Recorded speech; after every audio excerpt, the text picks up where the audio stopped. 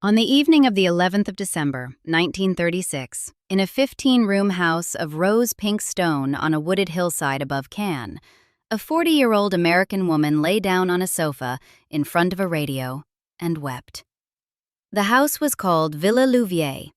It sat at 350 feet above the Mediterranean, on the heights of the Riviera, overlooking the town and the Esterel Mountains beyond, and it belonged to an American couple named Herman and Katherine Rogers, the closest friends Wallis Simpson had in the world. Herman had spent the previous 8 days acting as her press intermediary, reading out prepared statements to the reporters camped at the villa gates, fielding hostile inquiries, managing the logistics of sheltering the most photographed woman on Earth. At night, he slept in the room next to hers with a loaded gun on his bedside table. At approximately 11 o'clock that night, French time, a voice came through the radio. It belonged to a man who had been, until a few hours earlier, the King of England. He had signed his abdication the previous morning at Fort Belvedere, his country house in Windsor Great Park, his 3 brothers, Albert, Henry, and George, as witnesses. Now, introduced by BBC Director General Sir John Reith as simply His Royal Highness Prince Edward, the former monarch addressed a nation. "I have found it impossible," he said, "to carry the heavy burden of responsibility and to discharge my duties as king as I would wish to do without the help and support of the woman I love." Tens of millions of people heard that sentence and decided it was the most romantic moment of the century. The British press had maintained a self-imposed silence throughout 1936, while the American and continental papers reported the relationship freely, which meant most of the country had woken up to this crisis only a week earlier. For listeners hearing it fresh, the speech was extraordinary. A king had renounced his throne for a woman. For months afterward, people called it the most romantic sentence in the English language. The woman the sentence named lay with her hands over her eyes. There is a second sentence in that broadcast. Near the end of his speech, Edward said, "The other person most nearly concerned has tried up to the last to persuade me to take a different course." He said it plainly, to tens of millions of people. The century filed it away with the romance and forgot it was there. Wallis had spent the previous year trying to leave that man. A letter in Michael Bloch's published collection of their correspondence asks him whether it wouldn't be better for her to quietly slip away. Another tells him explicitly that "you and I would only create disaster together," and signs off, "Goodbye, David." On the 3rd of December, 3 days before the abdication, she had fled Britain in an 830-mile dash across France through fog, sleet, and driving snow. Her own solicitor, who traveled to Cannes specifically at Baldwin's suggestion, said afterward that his client was ready to do anything to ease the situation, but the other end of the wicket was determined. The abdication was sold as a king's grand romantic sacrifice. The documented record shows a woman whose every exit was systematically closed, by the man, by the machine, and finally by the myth that the palace spent the next 90 years polishing. This isn't a love story. It never was. She was born Bessie Wallis Warfield on the 19th of June, 1896, in a summer resort cottage in Blue Ridge Summit, Pennsylvania, a small Catoctin mountain town popular with Baltimoreans escaping the summer heat, directly across the road from a country club. Her parents had married in November 1895, which means Wallis arrived 7 months into that marriage. Her father, Teakle Wallis Warfield, was dead by November 1896, 5 months after her birth, of tuberculosis. He was 26. The death structured everything that followed. Alice Warfield was left with no income, no property, and an infant, dependent immediately on the charity of the Warfield Family Network in Baltimore. The principal benefactor was Wallis's uncle, Solomon Davies Warfield, postmaster of Baltimore, later president of the Continental Trust Company, who funded her education, including 2 years at Old Fields School, the most expensive girls' school in Maryland, from 1912 to 1914. He funded her social debut. Without Solomon Warfield, neither was possible. Wallis grew up as the poor relation in a wealthy family. The Warfields were considered Baltimore elite. She and her mother were the charity case at the edge of that world, always aware of the distance between themselves and the resources they depended on. A fellow Oldfields pupil remembered, "She was bright, brighter than all of us. She made up her mind to go to the head of the class, and she did." Immaculately dressed, intensely driven. The drive that comes from someone who understands, at a formative age, what it costs not to keep up. Wallis watched the transaction clearly. Security required attachment to a man who had it. The lesson wasn't cynical so much as accurate. In April 1916, visiting a cousin in Pensacola, Florida, she met Earl Winfield Spencer, Jr., Win Spencer, as he was known. 26 years old, a United States Navy aviator, handsome and uniformed. They married on the 8th of November 1916 at Christ Episcopal Church in Pensacola, Florida. Wallis was 20 years old. Spencer drank heavily, before flying, during off-duty hours, during the marriage. Biographers Ann Seba, Andrew Morton, and Greg King identify his alcoholism as the primary cause of the marriage's failure. After the United States entered the war in 1917, Spencer was posted to San Diego as the first commanding officer of Naval Air Station North Island.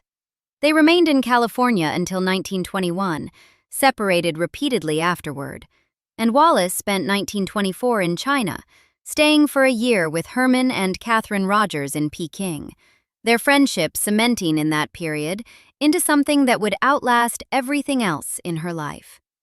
She returned to the United States in 1925. The divorce was finalized on the 10th of December 1927. She was 31. She had already learned what it meant to be trapped by a charming man in uniform who had seemed to offer security. The lesson, it turned out, had not yet been taught to its full extent. Sometime in 1926, through mutual friends in New York, Wallis met Ernest Aldrich Simpson. He was a year younger, born in New York City on the 6th of May, 1897, the son of an Anglo-American shipbroking family.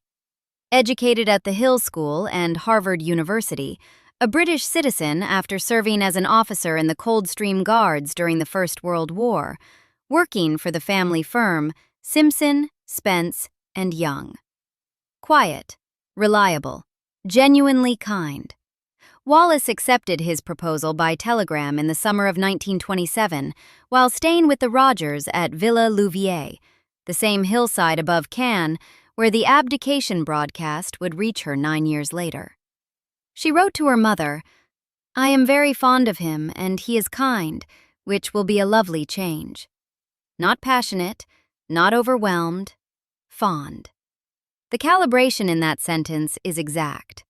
They married on the 21st of July, 1928, at the Chelsea Register Office in London, and honeymooned in Spain and the Balearic Islands. By the early 1930s, they were settled in a large London flat with staff. Society diarist Chips Channon, at a party in this period, observed that Wallis had grown to like Ernest Aldrich Simpson, a shipbroker, which isn't the most stirring endorsement of a marriage, but it captures something true. Ernest was decent. He was steady.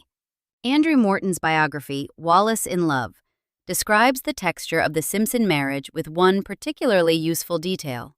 Wallis balanced her settled second marriage to Ernest Simpson with the overwhelming and incessant demands of a besotted prince, whom she and Ernest nicknamed Peter Pan. The nickname is diagnostic. Wallis and Ernest jointly named the Prince of Wales Peter Pan, the boy who refused to grow up.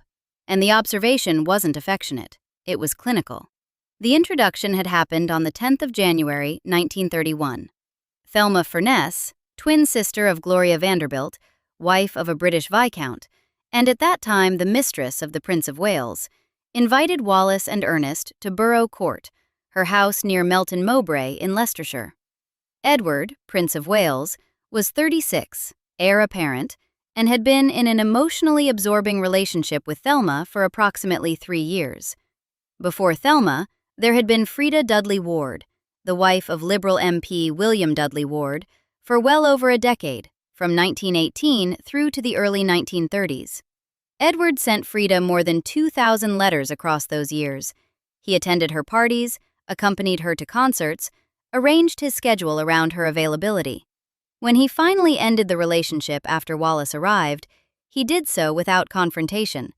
He simply stopped taking Frida's telephone calls. She rang one afternoon in the early 1930s and was told, by a palace switchboard operator, that the prince was no longer receiving her. No conversation, no farewell. Just the click of a line going dead after 13 years. His official biographer, Philip Ziegler, who had full access to the royal archives, characterized his pattern with women as one of slavish dependence, a phrase used specifically about his fixation on Wallis, but accurate as a description of his behavior across all 3 major relationships. He fixed on married women. He fixed completely. And when the fixation reached its natural terminus, when the woman created any distance, any boundary, any intimation that he wasn't the entire world, the emotional machinery became coercive. Courtiers who watched at close range for years documented their alarm at the psychological intensity of his attachments. The Frida Dudley Ward episode showed the pattern in its clearest form before Wallis. Total devotion, followed by abandonment so abrupt it bordered on cruelty, the moment the next object appeared. Thelma Furness was the second great fixation. Wallis became the third. She wasn't chosen because she was unusual prey. She was the latest iteration of a documented compulsion.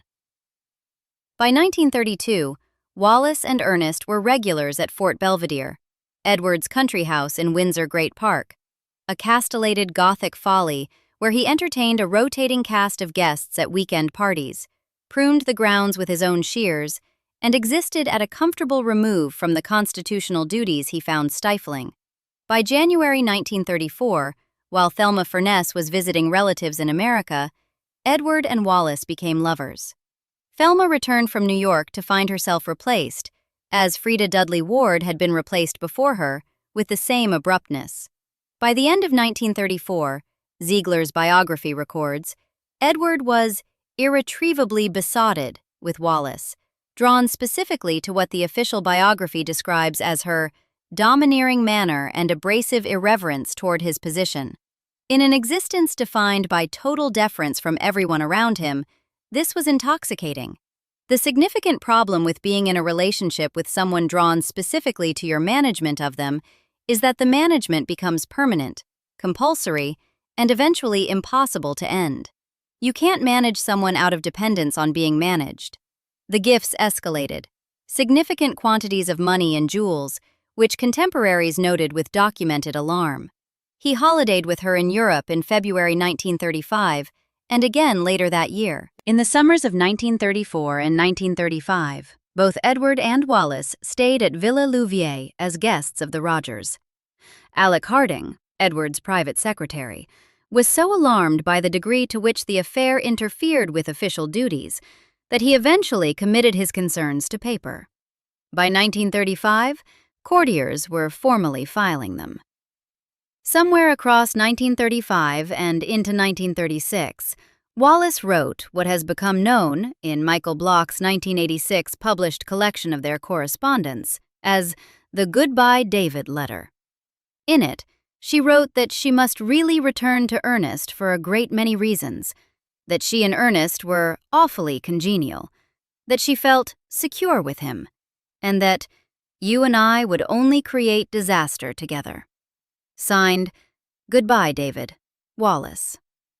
This is a departure, not a flirtatious retreat designed to increase desire, a farewell. A separate letter in the Bloch collection asks Edward directly whether it wouldn't be better for her to quietly slip away. His response to these attempts to establish distance is where the biography becomes most significant, and where it requires the most care. Multiple biographers report that Edward's response to the prospect of losing Wallis was coercive. Biographer Anne Seba, in her 2011 biography, That Woman, and in subsequent public lectures, draws on accounts from courtiers including Alan Lascelles, who served as Edward's assistant private secretary throughout the 1920s, before serving every subsequent monarch through to Elizabeth II, to reconstruct Edward's stated position when Wallis tried to withdraw. The language attributed to Edward in these accounts involves explicit threats to harm himself. Even Ziegler, the officially sanctioned biographer, acknowledged suicidal patterns in Edward's documented behavior across his adult life. Andrew Morton's 17 Carnations, published in 2015, describes dark depression and threats of suicide as recurring features of Edward's biography from early adulthood, characterizing him as depressed and suicidal during his years as Prince of Wales, a man who had consistently, in Morton's phrase, hated the job. These reconstructions rest on named courtier testimony rather than a primary letter from Edward to Wallis in his own hand. What the primary letters do show, directly, is Wallis attempting to leave. What multiple biographers independently conclude is that she couldn't, and that the emotional weight of what leaving might precipitate was at least part of the reason. Anne Seba's published assessment, Wallis tried to end the relationship but felt trapped by Edward's emotional dependency. 3 principal biographers have arrived at that same structural conclusion through different archival routes. On the 20th of January 1936, King George V died at Sandringham. His eldest son became King Edward VIII. George V had reportedly expressed a private assessment of his heir's fitness to the Archbishop of Canterbury before his death. The sentiment, as reported across multiple biographical sources, "When I am gone, the boy will ruin himself in 6 months."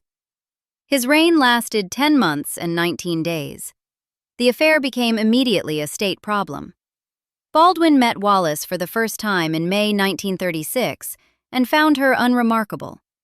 What he found remarkable was the new king's state of mind. American and European newspapers had reported the relationship freely for months. The British press maintained its self-imposed silence, which created a peculiar information asymmetry. Everyone in government, the aristocracy, and the church knew everything. Most ordinary British people knew nothing. On the 27th of October 1936, a decree nisi was granted in Simpson v. Simpson at the Ipswich Assizes. Wallis had filed for divorce from Ernest on grounds of adultery, a legal fiction requiring Ernest to stage his own infidelity with Wallis's childhood friend, Mary Kirk, posing as adulterer at the Hôtel de Paris, Bray, near Maidenhead, on 2 successive mornings, so that hotel staff could formally discover them. Ernest's own letters to his mother describe this as illegal collusion. He cooperated because Wallis asked him to. The choice of Ipswich was deliberate. A provincial assizes was supposed to attract less press attention than the London courts. It failed. American papers immediately announced that marriage between Mrs. Simpson and the king was imminent. Some biographers who have worked from her private correspondence argue a secondary motive for the divorce at that precise moment. Forcing the legal proceeding might, in Wallis's thinking at that stage, create a defined endpoint. If the decree went through and Edward didn't marry her, she became his ex-girlfriend, not his permanent attachment. The theory is unverifiable. What is verifiable is that the divorce didn't free her. It accelerated everything. On the 16th of November 1936, the king summoned Baldwin to Buckingham Palace and announced his intention to marry Wallis. Baldwin's response was direct. "The queen becomes the queen of the country. Therefore, in the choice of a queen, the voice of the people must be heard." The British public would never accept a twice-divorced American woman as their sovereign's consort. Edward said he intended to marry her regardless. Baldwin put 3 options to him: marry and make her queen, pursue a morganatic arrangement in which she'd hold some courtesy title but not be queen, or abdicate. The morganatic proposal, which had European precedents but no parallel in British constitutional history, went to the Dominion Prime Ministers. Australia, Canada, and South Africa rejected it. The British Cabinet rejected it. The Bishop of Bradford delivered a speech on the 1st of December that, whether or not he intended it as a comment on the crisis, was taken by the press as the signal that the silence was over. By the 3rd of December, British newspapers had broken the story to their readers. The press silence had lasted most of a year. The King's private secretary, Alec Hardin, had warned Edward in a letter dated the 13th of November that the silence couldn't hold, that when it broke, the effect will be calamitous. The calamity, when it arrived, was attributed entirely to Wallis. She had not written the articles. She had not scheduled the Bishop of Bradford. She had not granted any interview. The narrative simply required a villain, and she was the most available candidate. Most of the country woke up that December morning to a constitutional crisis that had been running for months in the foreign press. For millions of ordinary people, the discovery that their king intended to abdicate for an American divorcee was a sudden shock. For Wallis, it was the culmination of a year of escalating attempts to get out of the way before exactly this happened. On that same 3rd of December, Wallis left Fort Belvedere for the last time. Lord Brownlow's diary records that Edward telephoned him that evening with one instruction: "I want you to take Wallis abroad tonight." Hours later, Wallis, Lord Brownlow, a chauffeur named Ladbroke, and a Scotland Yard detective named Evans left in the King's large Buick through thick fog toward New Haven and the Channel crossing. They crossed the Channel and entered France, where reporters were already in pursuit. Wallis pleaded with the King not to abdicate. They drove south through snow and sleet, evading the press along the way. They arrived at Villa Lou Viei at 3 minutes to midnight on the 5th of December. The 830-mile drive had taken 55 hours. She went to bed until noon the next day. The morning after she arrived, she woke to find the world's press camped at the gates. Herman Rogers began reading her press statements across the iron railings. At night, he slept in the room next to hers with a gun. On the 7th of December, with her solicitor Goddard present, he had traveled from London specifically at Baldwin's instigation, Wallis authorized a public written statement. Lord Brownlow, who had been beside her the entire escape from England, and who had spent the intervening days pressuring her to abandon Edward, advised her on the wording and read it to the assembled press. The statement: "I am willing, if such action would resolve the problem, to withdraw forthwith from a situation that has been rendered unhappy and untenable." She also renounced any action or proposal that would harm or damage His Majesty or the throne. Goddard's assessment was unambiguous. His client was ready to do anything to ease the situation, but the other end of the wicket was determined. Baldwin received the statement and described it privately as no more than an attempt to swing public opinion in her favor. He may have been right about one of her motives. He wasn't right that this exhausted them. At approximately the same time, Wallis had also written a long private letter to Edward, documented in newspaper accounts of the Block collection, imploring him not to abdicate. She feared she would be blamed because people would say she could have stopped it. She proposed postponing any wedding plans for 8 months to give her time to remove herself from the crisis and allow him to remain king. He signed the instrument of abdication on the 10th of December at Fort Belvedere. His 3 brothers witnessed it. By the following morning, Albert was George VI. That evening, at approximately 11 o'clock Cannes time, everyone at Villa Lou Viei gathered around the radio in the sitting room, including the domestic staff. Wallis lay with her hands over her eyes. After the broadcast ended, the others quietly withdrew and left her alone. She lay there a long time before she could compose herself enough to go upstairs. She wrote to Ernest Simpson on the 19th of December from the villa in Cannes. She called Edward Peter Pan, the same private name she and Ernest had used together for years. She wrote, "None of this mess is of my own making. It's the new Peter Pan plan." She told Ernest, "I miss you and worry about you." She recalled their life together as lovely, sweet, and simple. She described herself with what reads as bleak accuracy as public character number 1. This letter was brought to public attention by biographer Anne Seba through a 2011 Channel 4 documentary, Wallis Simpson, The Secret Letters.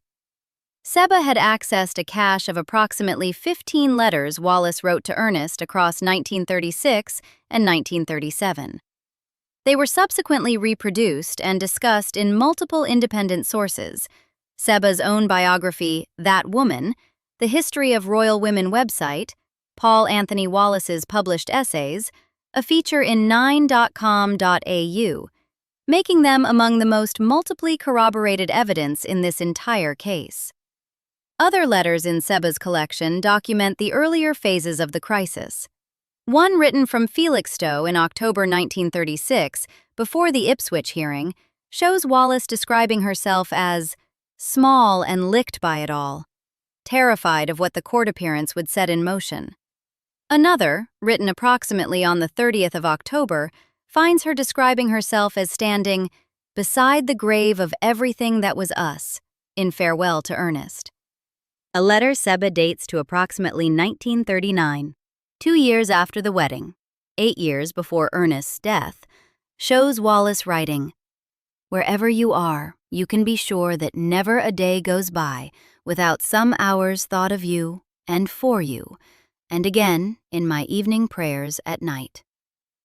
The Times of London headed its coverage of these letters, "Wallis Simpson's love letters to husband she divorced reveal longing for the simple life."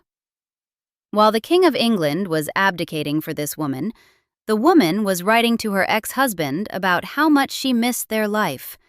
Ernest, for his part, had written to Wallis during the abdication crisis itself. "I want you to believe, and I do believe, that you did everything in your power to prevent the final catastrophe, and you may rest assured that no one has felt more deeply for you than I have." His farewell letter to her at the end of the marriage, reproduced by Hugo Vickers in Behind Closed Doors, reads, "I have no tears left to shed. I know that somewhere in your heart there is a small flame burning for me. Someday I pray God will fan it into a blaze again and bring you back." She never went back. By the spring of 1937, every exit had closed. Ernest married Mary Raffray, the woman who had participated in the staged adultery at Bray, on the 19th of November, 1937. He died on the 30th of November, 1958, in London, aged 61. He made no known public statements about the abdication in his lifetime. Everything he felt about it exists only in private letters. The decree absolute in Simpson v. Simpson was granted on the 3rd of May, 1937. Wallis changed her name by deed poll to Wallis Warfield, reverting to her maiden name, one of the smaller gestures toward an identity that hadn't been consumed by the crisis, which promptly meant nothing. On the 3rd of June, 1937, she was married at the Château de Condé in the village of Monts in the Indre-et-Loire, a house borrowed for the occasion from its owner, the Franco-American industrialist Charles Badeau. 2 ceremonies, civil, then Church of England.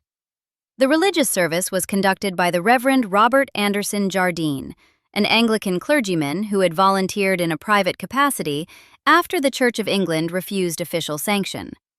It cost Jardine his ministry. Not one senior member of the British royal family attended. The total guest list numbered 28 names. Society florist Constance Spry arranged the flowers. Cecil Beaton photographed the couple and noted they appeared strained, with forced smiles. Herman Rogers gave the bride away. In a detail Andrew Morton's research records from interviews conducted decades later, Wallis had told Herman Rogers, days before the ceremony, that she loved him. Rogers told her quietly there was a wall she couldn't cross. He gave her away at the altar a few days later.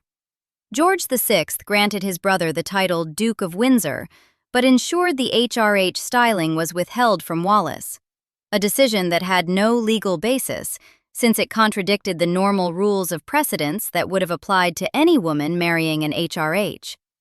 It required a specific letters patent issued by the new king to strip her of the designation.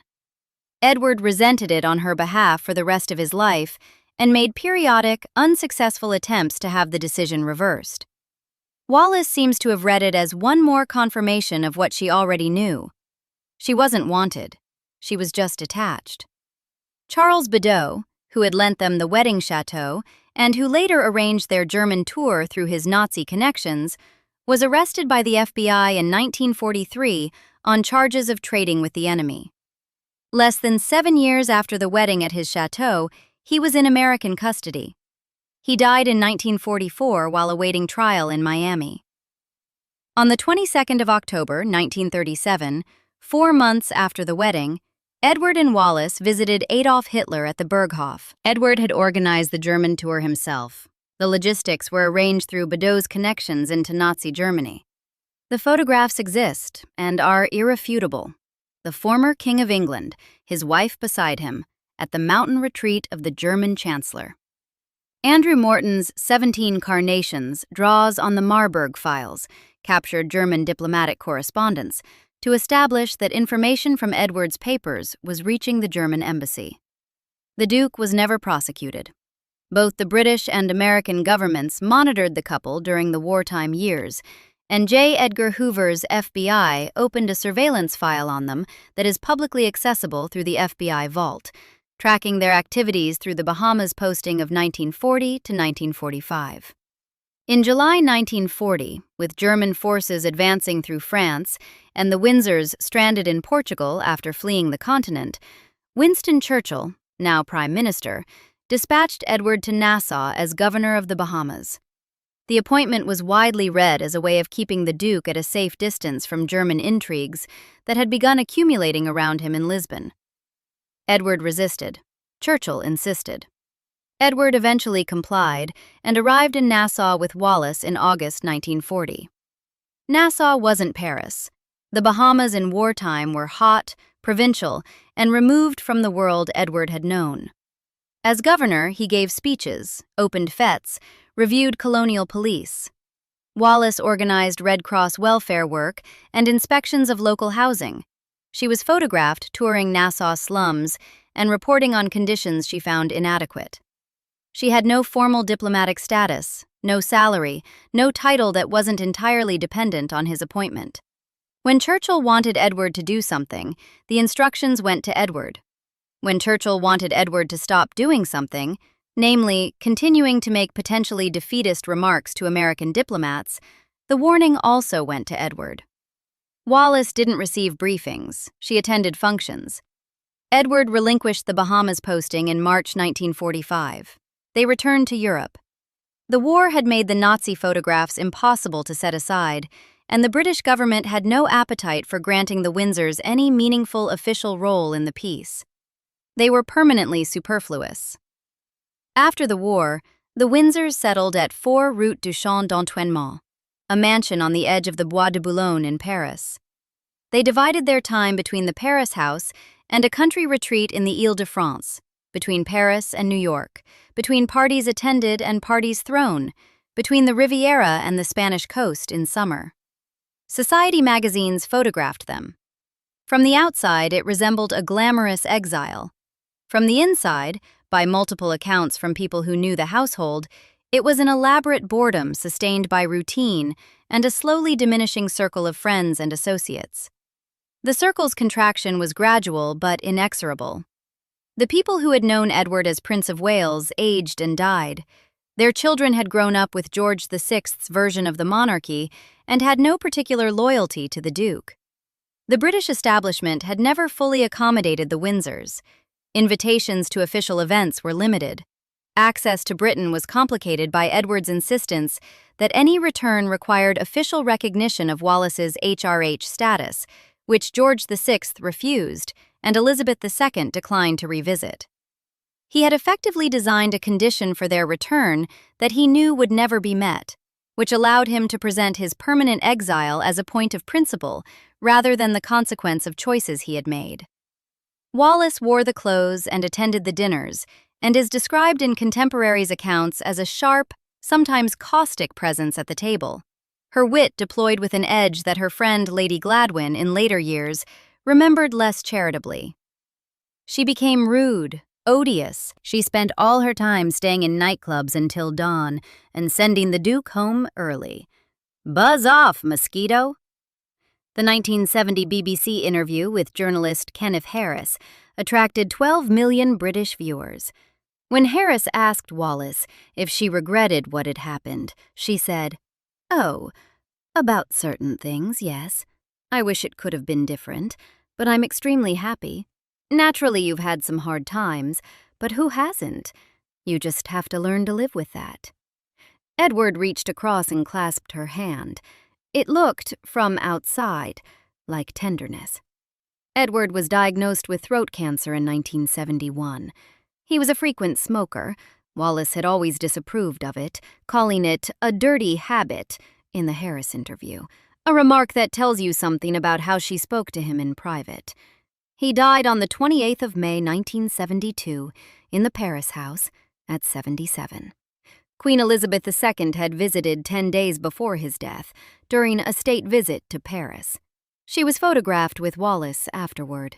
It was, as far as the record shows, the most substantive royal contact Wallis had managed in 35 years of exile.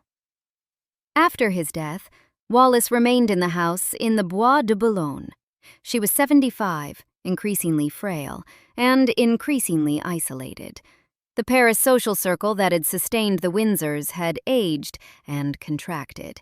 And into this isolation came Maître Suzanne Blum, the French lawyer who would control the final decade of Wallis's life with a thoroughness that Caroline Blackwood, in her 1995 account, The Last of the Duchess, described as approaching imprisonment. Blum progressively limited access to Wallis, managing her medical affairs, her estate, and her public narrative. She fought off journalists, biographers, and former friends who attempted contact. A contemporary observer captured the situation in a single sentence quoted in Blackwood's account. "The gates are locked, and Maître Blum is the sole keeper of the keys." Hugo Vickers, in Behind Closed Doors, investigated a document that had been used to authorize publication of the Windsor love letters, allegedly initialed by Wallis, and concluded it may have been forged by Blum entirely. By this stage, Wallis was suffering from advanced dementia and couldn't speak for herself. She had not been able to speak meaningfully for herself, in any meaningful public sense, since the abdication. She died on the 24th of April, 1986, in the Paris house at 89. Her fortune was left to the Institut Pasteur Research Group, not the Windsor family, not the British Crown. She was buried on the 29th of April at the Royal Burial Ground at Frogmore in Windsor Great Park, beside Edward. In 1956, she had published her memoir. The Heart Has Its Reasons is a careful book, diplomatic in its omissions, guarded about her inner life, written with a ghostwriter, vetted by lawyers. The title itself is borrowed from Pascal. The heart has its reasons, which reason does not know. It's the kind of title you choose when you can't say the thing directly. Read against the letters she was writing privately across the same years, calling Edward Peter Pan, saying, "None of this mess is of my own making," telling Ernest she missed him and prayed for him and thought about him every day. The memoir reads as a performance. The gap between the two documents is itself the evidence. The memoir's Wallis is composed and properly grateful. The letter's Wallis is standing beside the grave of everything she had actually wanted. One version was published, one was kept in a drawer. 3 biographers who conducted the most thorough archival work on this subject have arrived at the same conclusion through different routes. Hugo Vickers, interviewed for Country Life and throughout Behind Closed Doors. Wallis enjoyed being the king's friend, but in no way did she want to become his wife or to cause a major constitutional crisis. Anne Seba, in That Woman, the biography drawn from the largest cache of private correspondence. Wallis tried to end the relationship, but felt trapped by Edward's emotional dependency. Andrew Morton, in a Radio New Zealand interview about 17 Carnations. Wallis Simpson never expected Edward VIII to give up the throne for her. She's pushed into a corner by Edward and circumstance. 3 biographers, 3 books, 1 conclusion. Return then to the sofa in the borrowed villa above Cannes. The radio has gone quiet. Herman and Katherine have withdrawn to give her privacy. The reporters are camped at the gate. The morning mail contains bomb threats. She had written to Ernest asking to quietly slip away. She had told Edward in writing that "you and I would only create disaster together," and signed the letter, "Goodbye, David." She had offered publicly to withdraw forthwith. Her solicitor had confirmed she had done everything possible, and in the broadcast she had just heard, Edward himself had confirmed it. The other person most nearly concerned has tried up to the last to persuade me to take a different course. He said it on the radio to tens of millions of people. Nobody listened. The world chose the romance instead. The king who gave up everything, the woman so irresistible that a throne was a reasonable price. The story required Wallis to be worth abdicating for, so Wallis was cast as the enchantress, the schemer, the predator with a plan.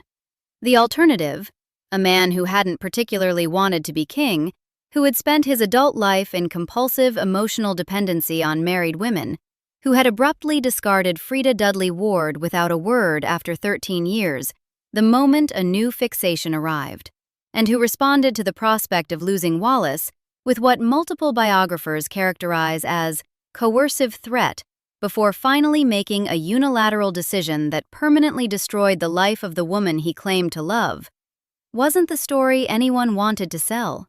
She outlived him by 14 years, in the house in the Bois de Boulogne, surrounded by staff, visited by almost no one, controlled in her final years by a lawyer who may have forged documents in her name. The fairy tale had one final twist. The prince got the woman, and the woman got a life sentence of being blamed for it. The next time a palace, a press office, or a commemorative documentary tells you about the greatest love story of the 20th century, remember the sofa in Cannes. Remember the letter offering to walk away. The century's great romance was a story about a woman who was never allowed to leave, and the world's refusal to notice is the most romantic cover-up the monarchy ever pulled off.